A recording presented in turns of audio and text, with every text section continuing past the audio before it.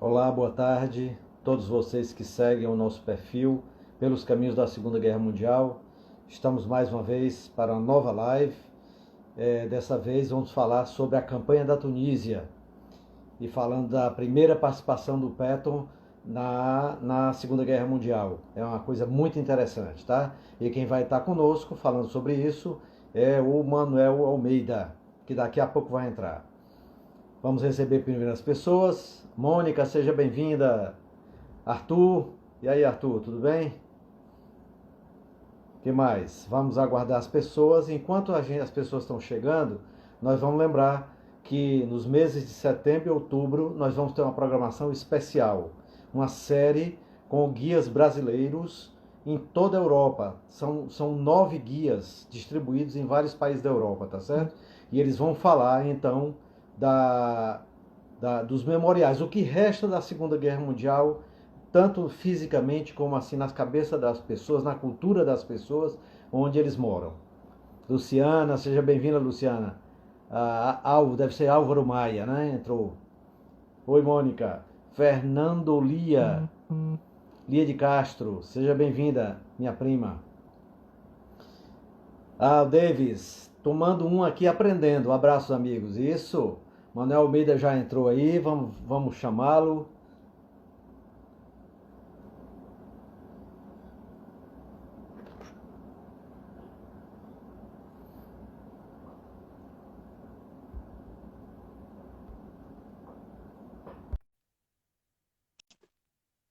Adriana PLC, seja bem-vinda, Adriana.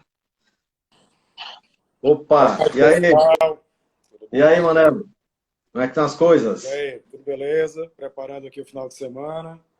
Aham, Cervejinha aqui ao fundo.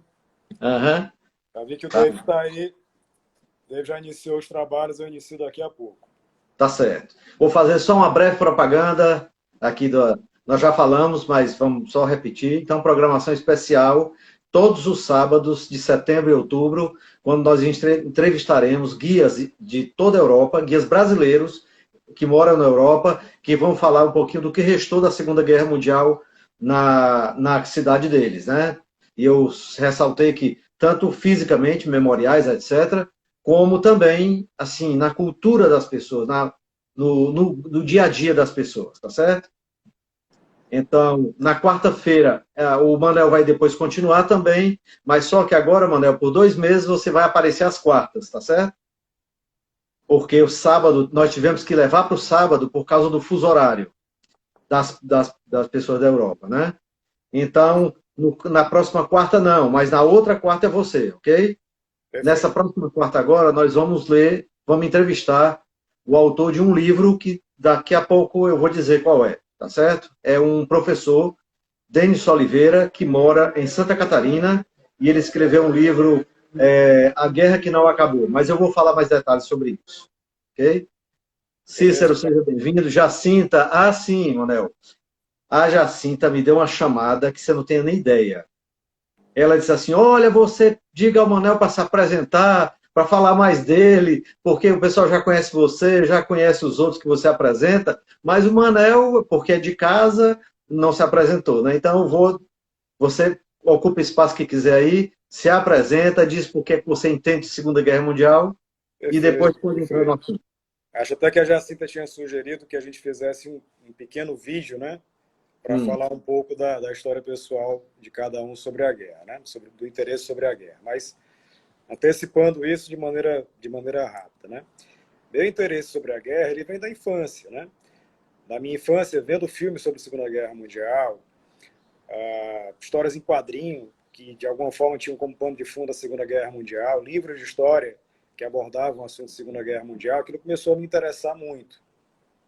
E alguns filmes antigos sobre a Segunda Guerra Mundial eram muito bons, né? São muito bons até hoje, né? hum. Os Doze Condenados, Canhões de Navarone, né?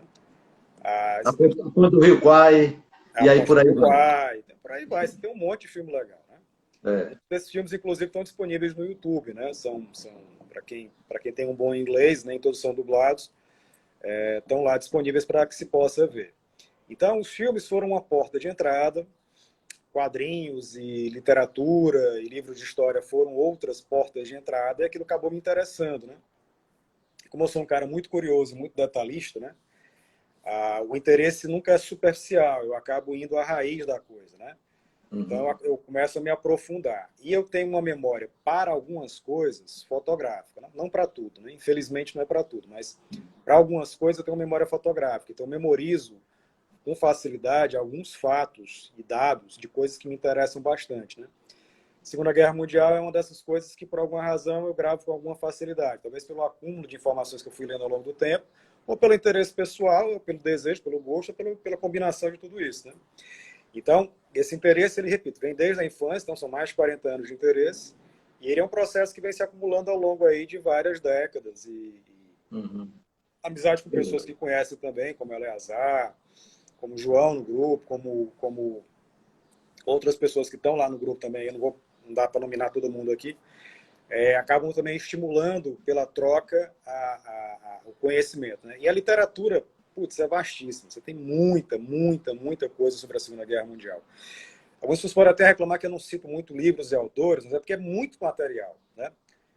Você vai falar de um assunto como esse que eu vou falar hoje, você tem N fontes, né? Então é muito difícil você se limitar a uma dessas fontes, mas no final eu vou tentar mencionar pelo menos uma que tem material disponível de graça pela internet. Se vocês tiverem um bom inglês, conseguem baixar e conseguem ter um entendimento bem legal sobre o que foi aí, o que eu vou descrever hoje, que é a campanha da Tunísia, né? Sobre essa campanha em particular, a minha ideia proposta ao Eleazar, ele topou, acho que eu posso falar, né, Eleazar, que serão umas próximas, falar uma sequência aí, né, que começa a Tunísia, uma operação que envolveu americanos e britânicos contra os alemães e italianos aí, em 1942, 1943, depois a invasão da Sicília, em meados de 1943, depois a invasão à Itália, e finalmente em meados de 1944, o dia D, a invasão à Normandia e a invasão à França, né? Mostrar a sequência de ações dos aliados ocidentais contra o domínio alemão do eixo sobre o norte da África e Europa, né?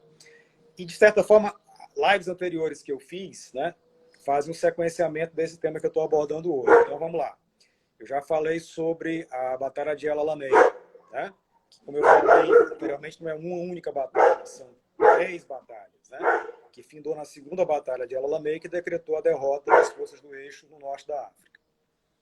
Eu falei sobre a invasão de Dieppe, na França, né? Foi a live anterior, inclusive. Uma live antes eu tinha falado sobre a estreia americana no teatro ocidental, a Operação Tocha, né? A invasão à França colonial francesa, à África colonial francesa, Marrocos e Argélia, especificamente.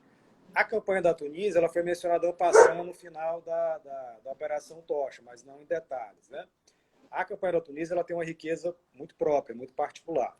Ela é uma campanha longa, ela dura aí 7 meses, ela começa oficialmente no final da Operação Tocha, quando os aliados partem em direção à Tunísia, corrida para Tunis, e finda quando os alemães e italianos se rendem em Tunis e Bizerte entre 12 e 13 de março. A liderança se rende entre 12 e 13 de março, as tropas já começaram a se render um pouco antes, né?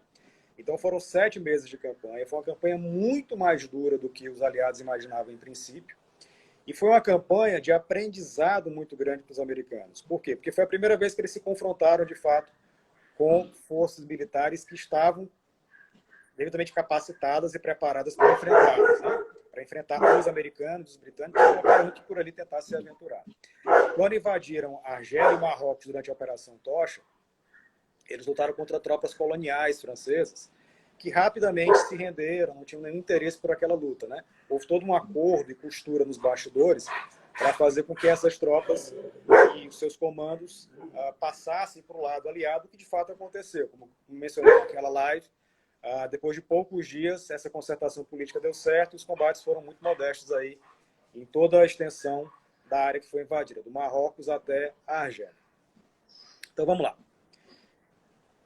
Americanos e britânicos, principalmente americanos, a maior parte das forças que desembarcou no norte da África era americana, ocuparam aí o Marrocos ocidental, a parte francesa do Marrocos, a parte ocidental da Argélia e a parte mais oriental da Argélia, mais próxima à fronteira da Tunísia.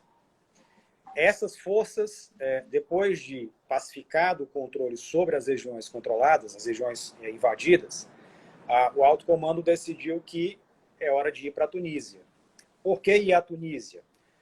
Meses antes, Rommel havia sofrido o Panzer Army África, liderado por Rommel, havia sofrido a grande derrota na Segunda Batalha de El Alamein e estava em rota de fuga, né? Estava em rota de fuga aí desde o Egito, a Cirenaica, a Líbia e caminhava em direção à Tunísia para dali tentar fugir para o norte para a Itália. Na cabeça da liderança aliada, o natural seria tomar rapidamente a Tunísia para bloquear o caminho do Panzer Army África, capturar essas forças, desmoralizar a ocupação, desmoralizar o eixo naquele momento, e aí fragilizar a posição da Itália, tentar uma investida ao sul da Itália, ou simplesmente controlar o Mediterrâneo e passar para uma outra etapa, que na cabeça dos americanos ainda era uma invasão à França, e na cabeça dos britânicos era uma invasão à Sicília. Embora na conferência de Casablanca em janeiro já se tivesse definido que a próxima etapa seria a Sicília, os americanos ainda queriam insistir na ideia de uma invasão à França. Até porque, como os americanos ainda não tinham experimentado um confronto direto com os alemães, eles não tinham noção muito clara da dificuldade, né?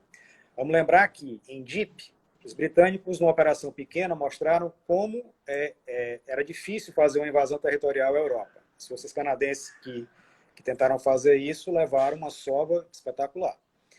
A Operação Tocha, apesar de algumas complicações, não foi uma operação difícil. Os americanos, como eu coloquei, não lutaram contra os alemães. Então, era preciso algum tipo de confronto americano contra os alemães para que eles entendessem a dificuldade de enfrentar aquele adversário. Lembrando que no norte da África não eram só alemães, eram alemães e italianos, a proporção era mais ou menos meio a meio, embora a liderança militar, a liderança política era dividida, mas a liderança militar era claramente alemã. Embora fosse muito confuso, é uma coisa que eu vou abordar aqui na live. Então vamos lá. No final de meados para o final de novembro, os americanos e britânicos, numa formação ad hoc, aí, o chamado Primeiro Exército Britânico, que na verdade era uma formação de tropas britânicas, o 5º Corpo Britânico, franceses, o 19º Corpo Francês, e americanas, que viria a se tornar o 2º Corpo Americano, partiram em direção à Tunísia. Essas tropas não estavam, essa formação não estava completa, não era um exército completo quando chegou à Tunísia no final de novembro. Eram pedaços dessas formações que eu acabei de citar que formariam o primeiro exército britânico, que era o primeiro exército no papel. Na prática, não era um exército de verdade, né? Ele imaginava chegar à Tunísia e encontrar ali, no máximo, formações francesas coloniais, como já havia encontrado na Argélia e no Marrocos, e talvez alguma resistência italiana e alemã muito limitada. Mas não. Hitler decidira mandar uma força emergencial alemã e italiana para ocupar a Tunísia, render a guarnição colonial francesa, tomar a Tunísia e ali formar uma cabeça de ponte permanente, né, que defenderia a Tunísia e impediria, digamos assim, a comunicação entre o 8º Exército Britânico vindo do Egito e da Líbia. Esse 8º Exército tomou a Líbia em janeiro, e as forças que invadiram o norte da África aí, alguns dias antes, né? Então, bloquear aquelas forças ali, né, mesmo que cercado de um lado e de outro, pode parecer sem lógica em princípio. E para os aliados pareceu sem lógica, né? Pareceu um desperdício inútil de recursos. Ora, de alguma forma a gente tem uma superioridade aqui, a gente vai conseguir vencer. Então era muito mais inteligente para os alemães recuarem para defender a Itália. De fato, para muitos historiadores é uma coisa muito mais lógica, teria sido algo muito mais lógico, né? Eu digo o seguinte, né, nem sempre as decisões que são pensadas hoje, né, fazem sentido quando você olha com os olhos do passado, né? É fácil você profetizar sobre o que aconteceu, mas naquele momento, Hitler também estava pensando de forma política, né? Se ele desocupasse muito rápido o norte da África, ele ia acelerar o processo de decadência política da Itália. O processo de decadência política de Mussolini, do Partido Fascista. O governo da Itália, que era seu aliado, poderia cair e aí, em queda, ele perderia um aliado. Ao perder um aliado, isso teria repercussões grandes para ele. Então, ele precisava adiar um colapso italiano. Então, manter forças ali na Tunísia durante um certo tempo, enquanto a situação no leste europeu ainda era muito dura e penosa e indefinida, né? Estávamos aí na fase crítica da Batalha de Stalingrado, na fase crítica da campanha da Frente Oriental, que era a campanha mais importante, a campanha preponderante naquele momento, né? Enquanto aquilo ali tivesse indefinido, era preciso ganhar tempo no norte da África e segurar as pontas da Itália. Então, num sentido político estratégico maior, fazia sentido gastar uma energia ali na Sicília. A questão é que os alemães não tinham tantos recursos assim. E os recursos que eles perderam lá foram recursos que eles não puderam repor depois. Então, vamos lá. Essas forças anglo-americanas chegam à Tunísia, vão fazer o que ficou conhecido como a corrida para Tunis, né? Tentativa de tomar os portos de Tunis e as cidades de Tunis e Bizerte, que também eram portos importantes, e aí isolar o norte da África da ocupação ítalo-germânica, né? Da ocupação do eixo. Fracassaram. Em novembro, elas se confrontaram com essas forças iniciais alemãs e italianas, né, que chegavam lá majoritariamente de avião, né? Foi feita uma ponte aérea para transportar tropas, né? Algum uso de navios aí para transportar suprimentos, mas as tropas, em sua maioria, de forma curiosa, foram de avião. E aí foram organizadas rapidamente, foi colocado sob seu comando um general muito competente, o general Walter Nering, que fora comandante do DAC, do Deutsche African Corps, né, do Africa Corps, sob o comando de Rommel, né, como comandante do Panzerarmee África, ele comandara o corpo alemão, né, o Panzerarmee África. Eles sofreram um ferimento de batalha grave na batalha de... Nossa, escapou o nome agora. Entre a primeira e a segunda batalha de El Alamein, nós tivemos a batalha de... a Corrida dos 6 Dias. Depois vamos lembrar aqui o nome. Aí ele sofreu ferimentos e aí foi recolhido à Europa, depois voltou em novembro para comandar o 90º Corpo Alemão, que na verdade era um corpo alemão e italiano, para a defesa ali da Tunísia. Tunis e Bizerte, o pedacinho final, o pedacinho norte ali da Tunísia. E com muito sucesso, ele conseguiu conter as forças aliadas, né? Os primeiros embates de americanos, então, foram contra esse 90º Corpo e não foram dos mais satisfatórios, não, tá? Entre novembro e dezembro, americanos e britânicos levaram algumas peias aí, tá? Em parte porque as forças chegaram desorganizadas, sem o apoio aéreo necessário, a logística não era ainda muito bem organizada, como se mostraria depois, né? E, de fato, porque os alemães eram duros na queda e estavam bem preparados, estavam próximos de suas bases e Nering era um comandante competente, mas também era um comandante cético, né? Ele percebera rapidamente que aquela situação ali era insustentável. Os italianos não iam ser capazes de garantir o fornecimento de suprimentos, as tropas eram diminutas, o 8º Exército estava chegando ali da Líbia, o Rommel estava fugindo aí escorraçado, então aquilo ali era insustentável, era tido como um comandante pessimista. O comandante alemão do sul, né, do sul da Europa, né, o Marechal Kesselring, que era um cara naturalmente otimista, né, era chamado General Risadinha, era o apelido dele mesmo, pediu a destituição de Kesselring, de Nering, de Walter Nering, e pediu um substituto para o AKW, né, para o alto comando da Wehrmacht. E aí entra um personagem importante na campanha da Tunísia, que é o general Jürgen von Arnim, né?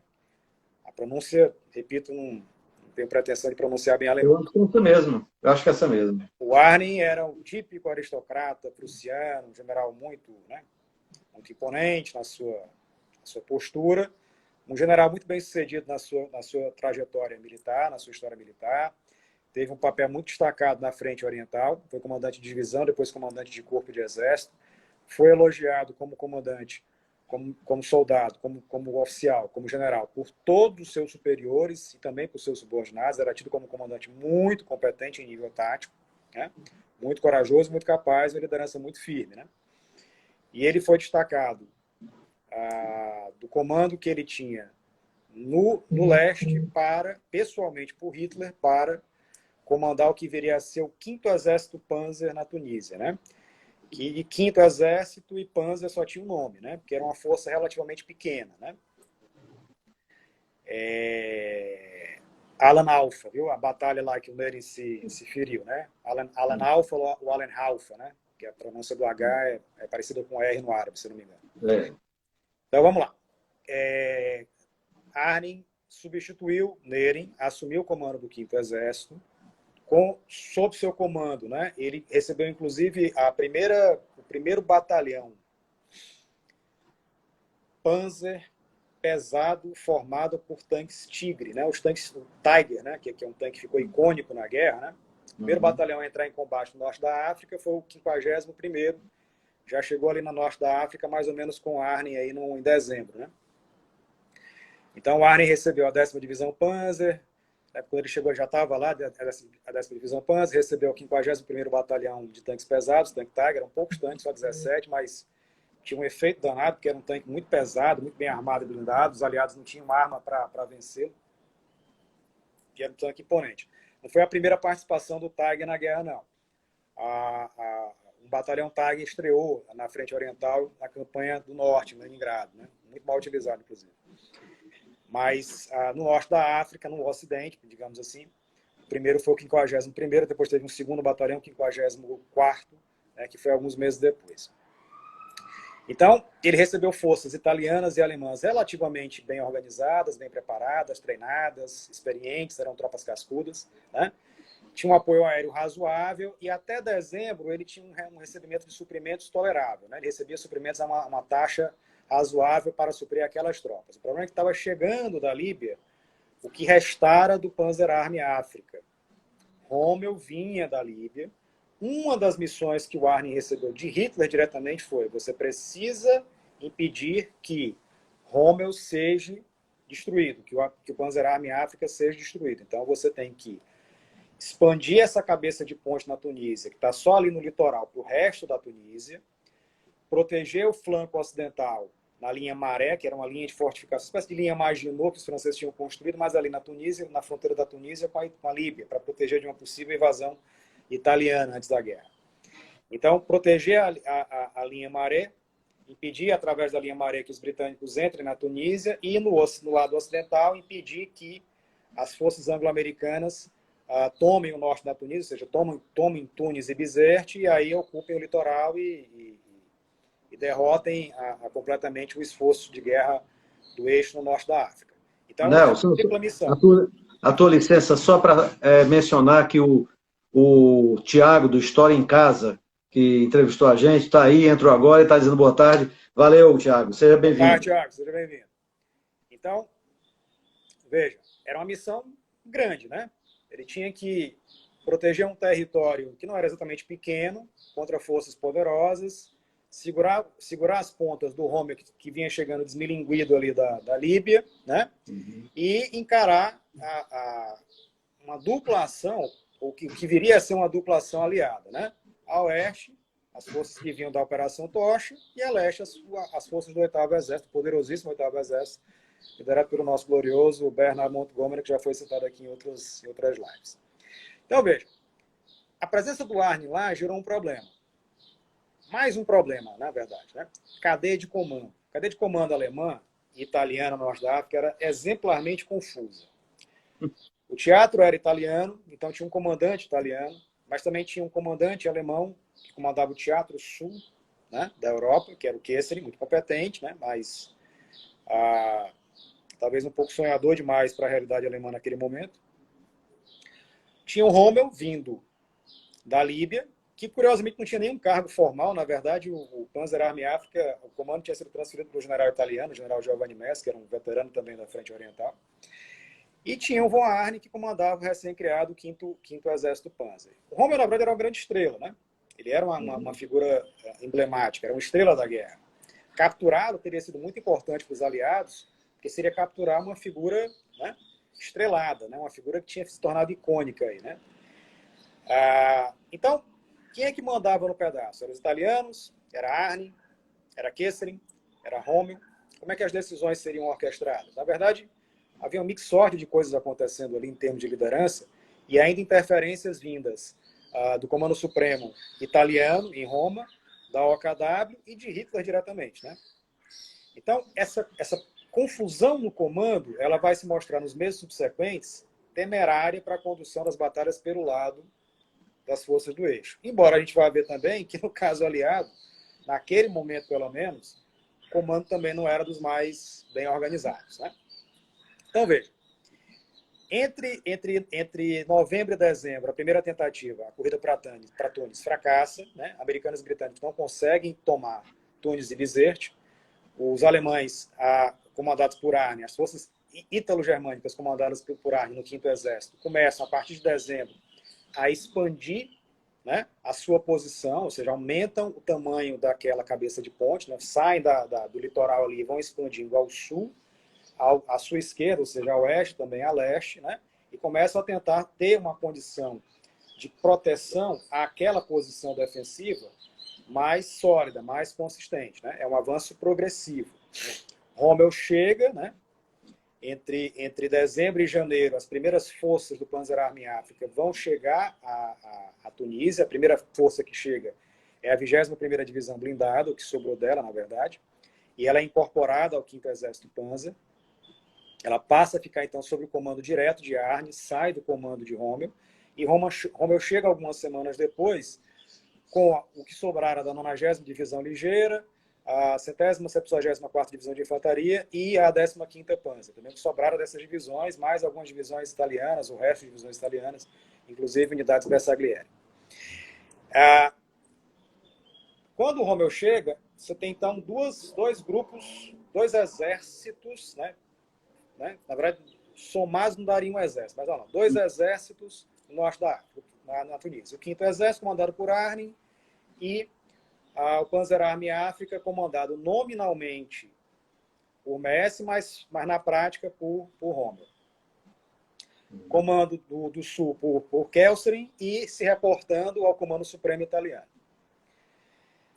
Quando chega a questão bom, o que é que nós vamos fazer? Primeiro, nós vamos proteger aqui a linha Maré para evitar que o 8º Exército tome a Tunísia, né? E aí vamos, né? A linha Maré era uma linha de fortificações, você vai ocupar essa linha de fortificações, né? Blindá-la, né? E aí impedir que o 8º Exército avance sobre a Tunísia como avançou sobre a Cirenaica e sobre a Líbia. Do outro lado, a gente vai tentar continuar a expansão enquanto os aliados não estão fortes o suficiente.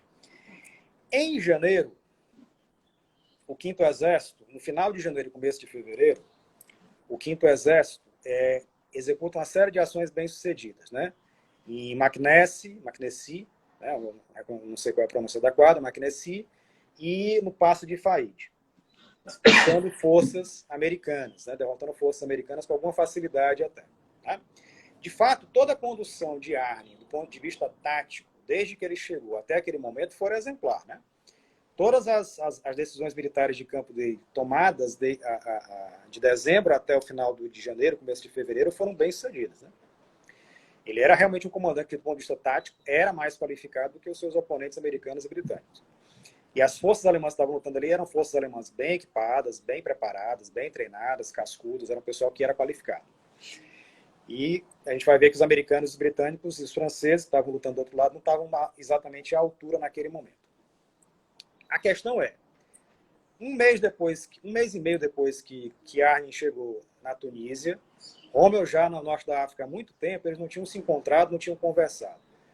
30 anos antes, eles tinham se conhecido como capitães, assim, e nem se simpatizaram muito um com o outro, não tinham nenhum tipo de intimidade ou relação. Né? E tinha uma questão que ao longo da história se mostrou curiosa, né? Um detalhe que é importante ressaltar, né? A sociedade alemã, como a sociedade britânica, é uma sociedade de classes, né? De castas, né? E Arne era um típico Junker prussiano, né? Rommel era um filho de mestre-escola do sul da Alemanha, né? Então, Rommel era tido como uma revista e Arne era aquele nobre, né? Todo posudo. Aquele aristocrata todo posudo. E, evidentemente, um olhava para o outro, assim, o Arne olhava para o Rommel de baixo para cima para dizer quem és tu, né, do ponto de vista, né, do sangue azul, e Rommel olhava para Arne e dizia, eu sou o cara que, né, fez o show aqui no norte da África.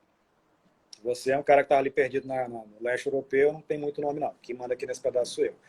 Na verdade, dois bicudos não se bicam, os dois quando se encontraram não tiveram um relacionamento firme, né, um relacionamento próximo. Mas, na verdade, do ponto de vista militar, isso nem é exatamente tão importante. A questão é que se a cadeia de comando é clara, é definida, principalmente entre oficiais alemães, se isso fica muito claro, quem é que manda e quem é que é mandado, não tem muita discussão, não. A questão é que isso nunca ficou claro entre Kelserin, Rommel, e Rommel e Kelserin não se davam bem, e Arne. Os italianos também não fizeram muita questão de tornar esse comando claro. E os alemães, a OKW, o comando da Wehrmacht, menos ainda. Né? E Hitler também menos ainda. Então, veja, Um primeiro encontro entre os dois, no começo de fevereiro, definiu o que é que eles iam fazer a partir dali. Rommel já estava protegido na Tunísia, entre aspas, né? Já não estava mais sob risco de ser capturado pelo 8º Exército. As defesas na linha maré estavam sendo reforçadas. A questão é o que fazer contra americanos, ingleses e franceses a oeste. Bom, esse é o ponto. A oeste, o que viria a ser, o que eu mencionei que era o primeiro exército britânico, tinha de fato sido formado.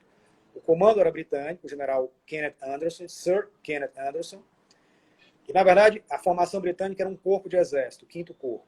Um corpo francês, comandado pelo general francês, Leclerc, um nome até um pouco alemão, assim, não consigo me lembrar agora, e o 2º Corpo de Exército americano, formado por 2,5 divisões americanas, quase 3, comandado por um general de triste memória, o general Lord Fredendall. Tá? Patton não vai aparecer nessa história. Ainda. Veja, essas três unidades que formavam o primeiro exército eram uma unidade essencialmente americana, uma unidade essencialmente francesa, uma unidade essencialmente britânica. O comandante central seria o britânico Kenneth Anderson. O problema é que nem os franceses aceitavam muito bem o comando do Anderson, nem o Fredendall acatava bem as ordens do Anderson. Não se comunicavam bem os três. E aí, sem um comando central unificado, que seja consistente, confiável, né? Sem um comandante que, de fato, mostre que é quem apita no pedaço, as consequências no campo de batalha serão desastrosas. O comando geral daquele teatro, vamos lembrar lá da operação, quando eu falei sobre a Operação Tocha, era do Eisenhower. O Eisenhower, né, Dwight Eisenhower, general de exército, era o comandante do teatro. Mas a participação dele era uma participação mais político-administrativa do que uma participação militar. Na verdade, o Eisenhower nunca exerceu o papel de comandante de campo, né? Essa, inclusive, é uma crítica que alguns biógrafos fazem a ele, né? Alguns detratores também fazem. Ele deu um salto, né? Ele deu um salto, né? O Montgomery, por exemplo, era muito crítico disso. O Alan Brooke também era muito crítico dessa coisa do Eisenhower ter assumido grandes comandos sem ter uma experiência militar direta. Então, veja. Anderson não tinha capacidade de controlar. Tinha capacidade de controlar o 5º Corpo de Exército, que era o corpo britânico, mas americanos e franceses não obedeciam de maneira consistente, né? E aí as unidades que faziam parte do 2º Corpo e do Corpo francês, ora estavam respondendo aos seus comandos direto, ora tinham que responder ao Anderson, né? E aí ficava uma coisa meio confusa. Fortaleça isso ao fato adicione a isso o fato que os franceses tinham um equipamento ruim, não estavam armados à altura para aquele confronto, e os americanos tinham um comandante inepto e que, em relação aos seus comandados, também não era dos mais capazes, né? Ele tinha uma relação muito difícil, por exemplo, com o general Orlando Ord, que era o comandante da 1ª Divisão Blindada, que era a sua divisão mais importante. Naquele momento, né, os americanos vão ter uma experiência dolorosa, que é um confronto direto, né, já como uma força bem organizada, coesa, o 2º Corpo era de fato uma estrutura militar definida, né, era o primeiro corpo de exército formado americano em luta, né, contra algum adversário inimigo do eixo naquele momento, né, e havia uma expectativa muito grande que aquele corpo exercesse, digamos assim, aquilo que se esperava dele, né. Havia nos Estados Unidos uma expectativa muito grande que respondesse à altura ao que se esperava. Vamos lá. Kelser, Arne e Rommel, embora não tivessem se entendido muito bem desde o início da campanha, conseguiram definir em conjunto uma linha de ação para o que seria o próximo passo a dar depois de fortalecida a linha Maré e conquistado o passo de Faide e Maquinacy, né? Vitórias, repito, do Arne, né? Seria uma campanha para atacar, tipo a campanha alemã de pinça, né? Rommel viria com o Panzerarmee África, que era basicamente a 15ª Divisão Blindada, mais outras unidades de infantaria móvel, ligeira, ao sul, por Gafsa, a cidade de Gafsa. O 5º Exército de Arne viria ao norte, por uma localidade chamada Sidi Boudzid,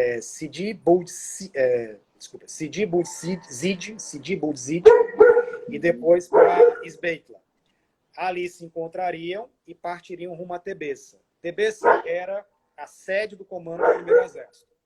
Então, veja, eles flanqueariam o 2º Exército americano ao sul, o 19º Corpo francês ao norte, liquidariam os dois, flanqueariam o 5º Corpo britânico em Tebessa, e aí liquidariam a posição aliada ali, subiriam para o Porto de Bonn, no norte da Argélia, mais ou menos na fronteira ali entre a Argélia e a Tunísia, e forçariam um recuo grande dos aliados para o centro da Argélia. Seria uma vitória espetacular, né? Porque você adiaria durante vários meses a qualquer ofensiva aliada, né? E deixaria só com o 8º Exército a responsabilidade de atacar a Tunísia. E aí o efeito pinça das forças aliadas se dissiparia, né? O problema é que você tem que conseguir essa vitória, né? Você tem que vencer o adversário para chegar nisso. Pior é que quase que chegaram lá, quase que os alemães quase que as forças ítalo-germânicas conseguiram chegar lá. Como? Vamos lá. Em tese, os aliados tinham todas as vantagens, né? Tinham melhor logística, tinham mais tropas, tinham mais recursos, tinham superioridade aérea, tinham ampla superioridade naval, então o domínio ali no Mediterrâneo já era praticamente deles, né?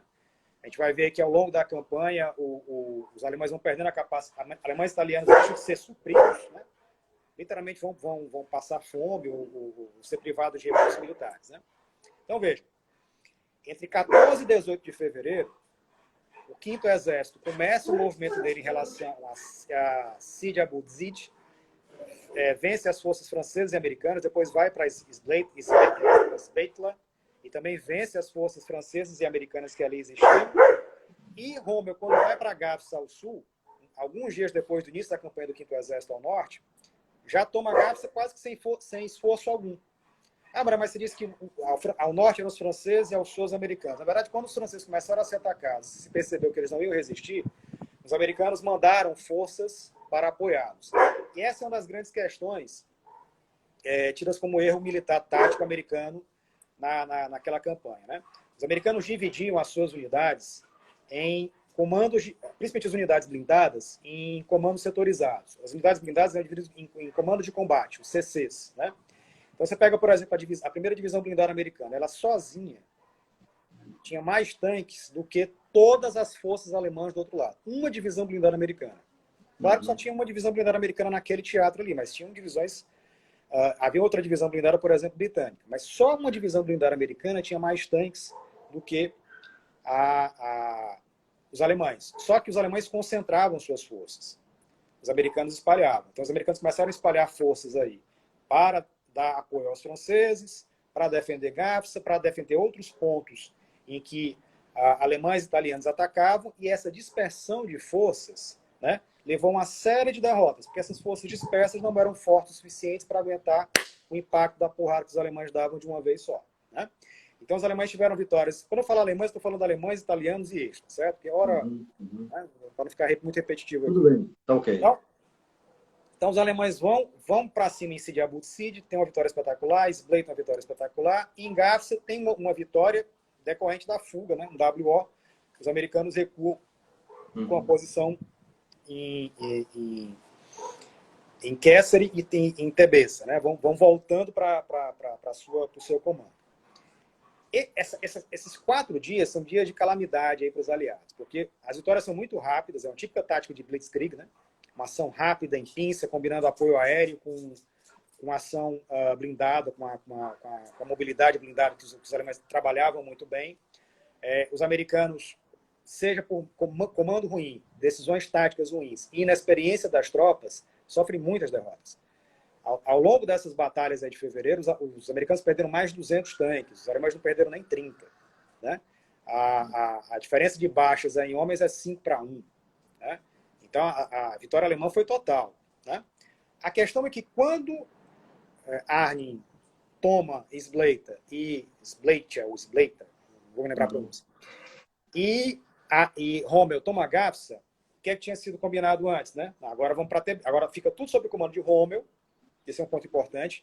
Ficara definido que, na hora que se encontrasse, o comando total daquelas forças passaria para Rommel, e ele iria para Tebessa, de Tebessa, né, se vencer das forças aliadas, subiria para o Bonn. O que é que aconteceu? Arnim parou. Arnim não liberou as forças dele para irem a Gafsa para se juntarem a Rômulo. Duas justificativas ele deu na época, né? Uma, Rômulo não precisa de nenhum apoio em Gafsa. Ele chegou lá, os americanos já tinham fugido. Dois, eu preciso ainda defender aqui os entornos, né? A Tunísia é uma região muito montanhosa, cheia de os jebels, né, que são as montanhas, passos, né? Cadeias de montanha, né? As dorsais que dividem o país. Então, assim, se você não controla esses passos, essas dorsais, se você não controla essas passagens entre as montanhas, você fica muito exposto, né? Então, você precisa dominar esses espaços para poder impedir que seu inimigo avance, né? Então, ele tinha essa desculpa que, do ponto de vista tático, ele não tinha terminado o serviço e Rômulo não precisava, né? A questão é que Rômulo não precisava para apoiar Gafsa, ele precisava para avançar em direção a Tebessa. E era uma questão de tempo, né? Porque quanto mais tempo se perdesse, mais os aliados podiam se reorganizar e reforçar. E, como eu coloquei antes, a logística estava em favor deles, né? Porque eles tinham capacidade de se ressuprir rápido, os alemães nem tanto, né? Aí, Arne não cedeu ao comando, né? Vamos lá, né? Como a cadeia de comando não era muito clara, ele tomou a decisão e ninguém podia bypassar, né? Ele se sentiu no direito de bypassar Rômulo, mas ninguém podia bater pesado. Kesselring voltou do sul da Itália, foi para a Tunísia para ter uma nova conferência com os dois para intimar, primeiro Arne, depois Rômulo, né?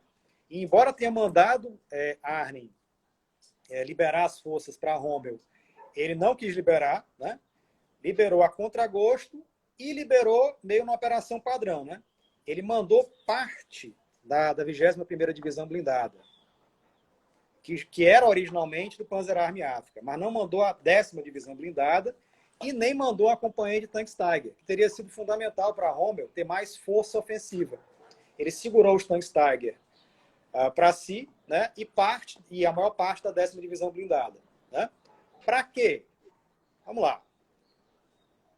Arne era um cara que tinha passado boa parte da experiência militar, a maior parte da experiência militar dele, ou toda a experiência militar direta dele, lutando na frente oriental, na frente russa. Ali, o bicho pegava. Ali, a superioridade de recursos dos soviéticos em relação aos alemães, durante uma parte significativa da campanha, fazia com que se lutasse sempre em condição de inferioridade. Os alemães lutavam em condições de inferioridade. Embora vencessem a maioria das batalhas entre 41 e 42, lutavam em condição de inferioridade. A dificuldade de suprimentos era muito grande. A necessidade de economizar recursos era muito grande. Arne era um general de formação defensiva. Não era um ofensivista, era mais um cara da posição defensiva. Então, ele viu o seguinte, olha, a logística é péssima. Eu estou recebendo suprimentos a conta-gotas. Consegui essa vitória aqui, e Hitler lá atrás me disse que o meu objetivo não era ter uma grande vitória sobre os aliados e invadir a Argélia, não. Era para poder manter uma cabeça de ponte. Se eu segurar isso aqui e fizer uma defesa bem feita, tá bom demais. Deixa o Rômulo tentar se aventurar lá, ele que é a estrela. Eu preciso garantir as minhas forças aqui, porque eu não sei se amanhã eu vou continuar tendo. Veja, essa posição de Arne, os dias que ele perdeu nessa coisa de retardar o envio de forças para Rômulo, custou o quê? Rômulo pegou essas forças e, em vez de ir a Tebessa, ele foi em outra direção, ao Passo de Kesselring, que é outra dessas formações em cadeia que tem na Tunísia, uma passagem entre montanhas, né? Para de Kesselring não ir a Tebessa, ir para uma outra rota, ao norte. Porra, mas não ia para Tebessa, no centro? Por que ele decidiu ir logo para o norte? Porque Kesselring, quando voltou pela segunda vez à Tunísia, primeiro foi para dar uma rolada no Arne, segundo foi para dizer assim, ó, mudaram-se os planos. Agora, ao invés de ir para Tebessa, o alto comando lá está dizendo para a gente ir para o norte, para Lekef, né? Porque lá está uma boa parte das forças britânicas, você já derrotou os americanos e os franceses aqui, e agora vamos lá para cima. Digo, pô, mas o comando dele está aqui em Tebessa, cara, vamos para cá, não interessa. O alto comando já decidiu, você fica calado aí, vamos seguir as ordens. Foi uma decisão equivocada. Perdeu-se mais tempo, né?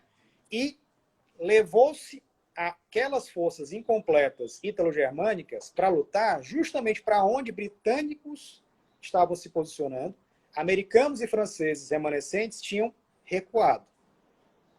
Então, quando se chegou em Kesselring, no passo de Kesselring, desculpa, Kesselring é o general, né? Quando chegou no passo de Kasserine, ou Kasserine, né? Kasserine. Eu acho que é Kasserine. Já havia uma organização militar britânica, americana e francesa, preponderantemente americana, melhor do que as que enfrentaram anteriormente os alemães e italianos até aquele ponto. Só que ainda assim, as falhas de comando, a inexperiência militar, as dificuldades próprias, né, daquela luta no norte da África e a capacidade alemã fizeram com que esse avanço de Rommel fosse inicialmente bem sucedido. Então, o avanço de Rommel em Cáceres,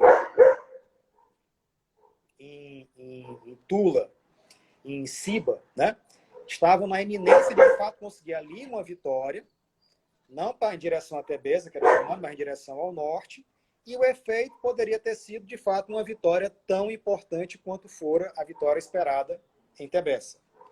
Qual era o problema? Braço, não tinha. Braço e recurso. Os suprimentos dos alemães estavam acabando. A reposição de suprimentos que deveria vir da Sicília para a Tunísia era insuficiente. Era insuficiente por quê?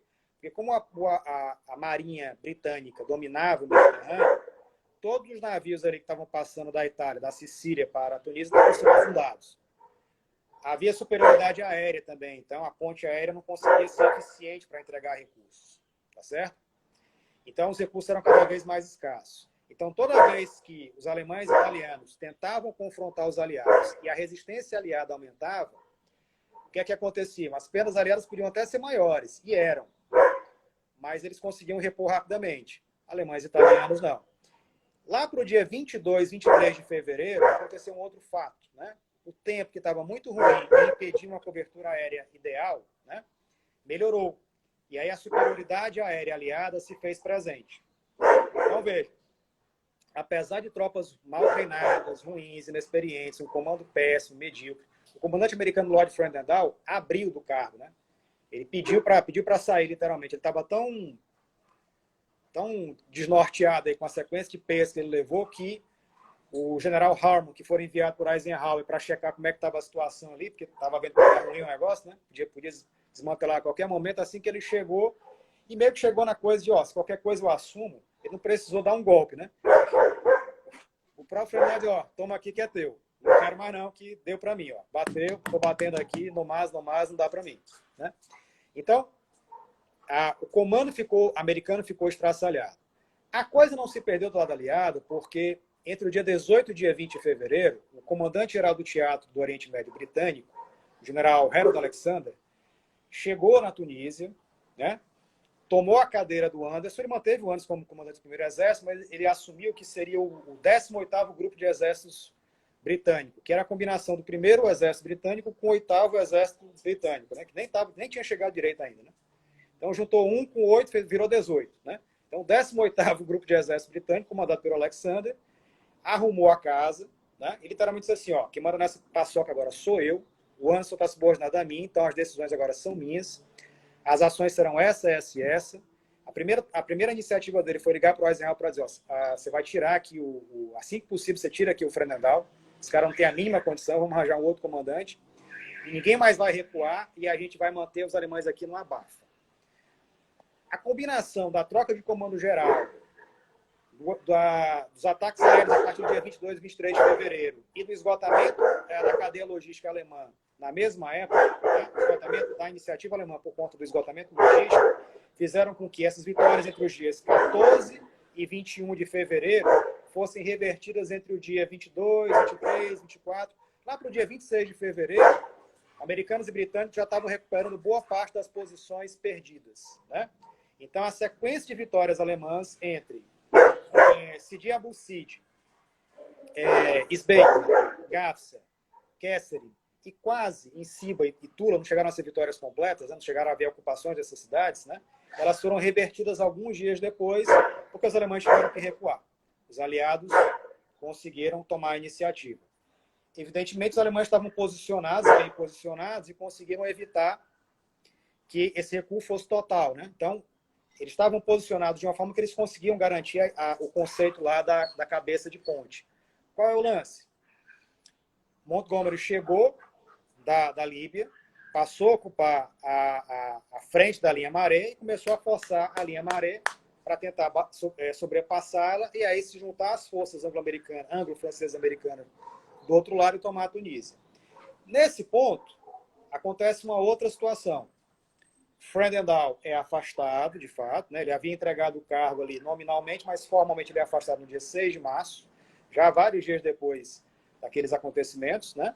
E entra em cena o comandante mais icônico dos americanos na guerra, George S. Patton, né? Patton estava comandando lá as forças americanas do Marrocos, que não estavam lutando, estavam parados ali, estavam numa operação meio que para blindar uma possível ação espanhola. Ele vai para a Tunísia a pedido de Eisenhower. Na verdade, ele não era a primeira escolha do Eisenhower, a primeira era o próprio Harman mesmo, mas aí o Harman não quis, e o Eisenhower assumiu o segundo corpo. Ele reformula completamente o segundo corpo, transforma numa tropa de moral, né?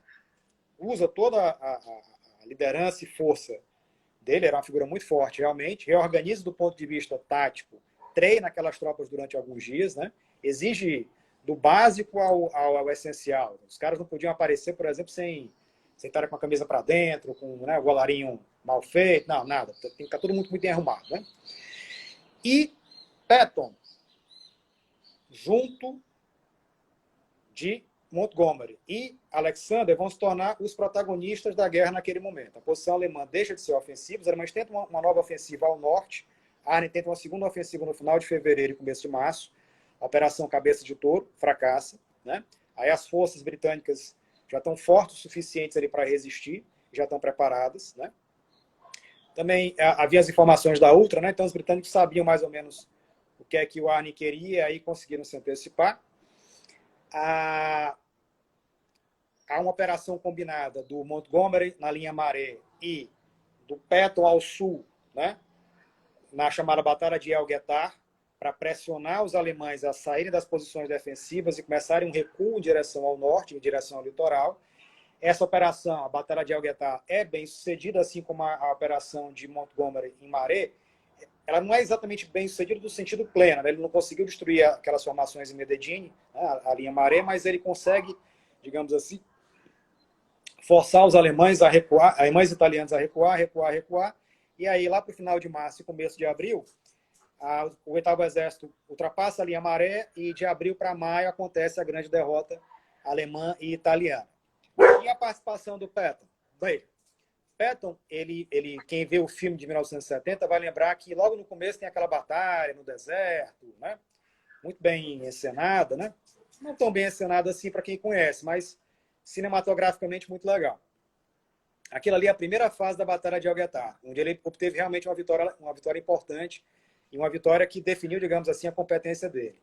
Naquele momento, tanto os britânicos quanto os alemães menosprezavam o talento americano no campo de batalha.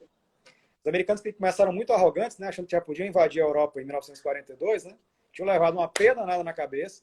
Os britânicos disseram: olha, vocês meninos, vocês não estão preparados para esse negócio, não é para vocês ainda não. Fiquem sob o nosso comando, que é mais negócio, né? E os alemães tinham um claro menosprezo do desempenho americano, porque naqueles dias, né, de final de janeiro até 20 de fevereiro, só viram os americanos correndo e levando peia, né? El Guetar não foi exatamente uma vitória, né? Embora o cinema tenha valorizado como uma vitória, aquela batalha durou vários dias, né? E a segunda parte da batalha, que não é mostrada no filme, os alemães... Diga. Manel, nós estamos com 6 minutos para terminar. Você acha que... Vou acelerar. Ok. Veja, aquela visão que se tem no filme é só da primeira parte da Batalha de El Guetar. Na segunda parte, os americanos já não foram tão bem sucedidos. Um resultado mais confiável da batalha seria um empate. Então Patton não teve uma vitória em El Guetar. Ele teve um empate. Mas foi um empate que desgastou as forças alemãs, que também já sofriam um grande desgaste na linha Maré, lutando contra o 8º Exército, muito mais poderoso que todas aquelas forças que estavam reunidas ali na Tunísia, era o 8º Exército, né? E aí aquela coisa, essa guerra de atrito, né, a superioridade militar anglo-americana foi tal, e a escassez de recursos alemã e italiana tal, que a derrota era inevitável. Então, 2 meses depois de El Guetar, no início de maio, americanos, já não mais Patton no comando, era o Omar Bradley, Patton tinha voltado a Argélia, o Marrocos, para continuar os planos de invasão à Sicília, a Operação Husky, e o Bradley tinha assumido o segundo corpo. Montgomery, já sob comando do 8º Exército, dentro do território tunisiano, os dois juntos chegam a Tunis e Bizerte, e aí acontece a redição. Arni é preso pelos aliados, é o oficial mais graduado preso pelos aliados até então, os aliados ocidentais, né? Não contando na frente oriental. Fim da história. Então, depois de 7 meses, depois de uma privação completa de recursos, depois de batalhas em que os alemães se mostraram muito mais competentes taticamente, e os americanos levaram muita desvantagem inicial, americanos e britânicos se aproveitando de um novo comando, Patton, da ampla superioridade numérica e da superioridade de recursos e dificuldades logísticas impostas aos alemães e italianos, vencem a campanha da Tunísia. Vencida a campanha da Tunísia, o norte da África é todo aliado. O Mediterrâneo é todo aliado. E agora a Europa está exposta pelo sul aos aliados. Ótimo. Deixa eu ver aqui como é que está o nosso tempo. Nós faltam 4 minutos. Manuel, vou agradecer a você, né? Faz a tua despedida aí rapidinho para a gente fazer o nosso comercial. Bom, dá um abraço aí para todos, o Davis aí, fazia muito tempo que não participava, Arthur, obrigado aí pelo elogio, obrigado a Mônica também pelo elogio. A Jacinta. Obrigado a Jacinta, todo mundo aí que pôde participar, agradeço aí a participação de todos, tá certo? A Renata, tá? Isso. Então, o Nildo, agradeço aí a todos aí, na espero que tenha agradado. Em 1 hora, 50 minutos é difícil falar tudo, né? Mas eu tentei condensar aqui. Só lembrar que o Manuel volta daqui a 15 dias fazendo uma continuidade desse tema, tá? Manuel, eu assisti um filme ontem, O Homem que Nunca Existiu. Já ouviu falar? É o cara que foi jogado aí nas praias de Portugal para... Isso. Poder... E, inclusive, é justamente nesse contexto aí da Norte da África. Vou abordar esse caso aí, quando eu for falar da Operação Husky, eu vou falar do Homem que Nunca Existiu. Não sabia que existia um filme, não. Eu conheço a história, mas... Eu posso te arranjar depois, inclusive. Eu não sabia do filme. Posso te arranjar depois. Manda. Ok, Manuel, obrigado aí. Obrigado a todo mundo que participou. Lembrando que setembro, outubro, a nossa série especial, As Memórias da Segunda Guerra Mundial, feito pelos guias em toda a Europa. Tá? E aqui o Manuel está fazendo inveja a gente, ó, fazendo inveja. Agora serve. Valeu. Tá gravando, valeu todo mundo. tá certo gravar aí. Vamos lá. Valeu, pessoal. Um abração. Tchau.